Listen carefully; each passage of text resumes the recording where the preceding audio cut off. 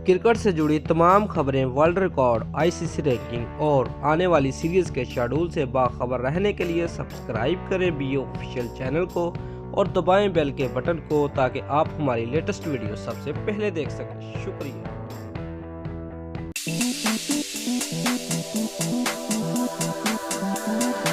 Steven Smith और David Warner की पाबंदी का शिकार होने के बाद ऑस्ट्रेलियाई क्रिकेट की कारकर्दगी ज़वाल का शिकार है और कैंगरूज के देश में मौजूद भारतीय टीम का ख्याल है कि उसके पास तारीख में पहली मरतबा ऑस्ट्रेलिया को ऑस्ट्रेलिया में ही टेस्ट सीरीज हराने का नादर मौका मौजूद है।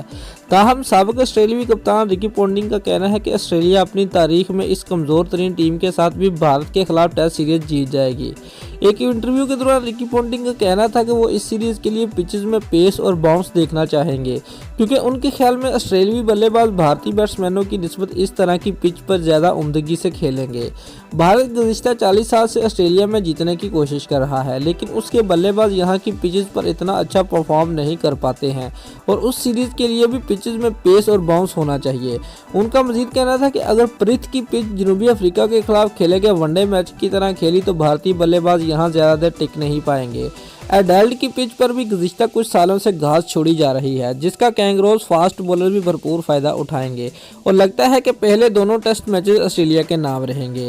व्यूअर्स, रिकी पोंटिंग का मजीद कहना था कि उनके ख्याल में उस्मान ख्वाजा इस सीरीज में विराट कोहली से ज़्यादा स्कोर करेंगे क्योंकि उनका ऑस्ट्रेलिया में रिकॉर्ड बहुत अच्छा है और जिस तरह पाकिस्तान के खिलाफ मुत्तहिदा अरब अमारात की सीरीज में उन्होंने बैटिंग की थी, उसके बाद वो भारतीय बॉलर्स का भी उम्दा तरीके से सामना करने की पूरी अहलियत रखते हैं क्योंकि पाकिस्तान के पास भारत से ज़्यादा अच्छे बॉलर हैं।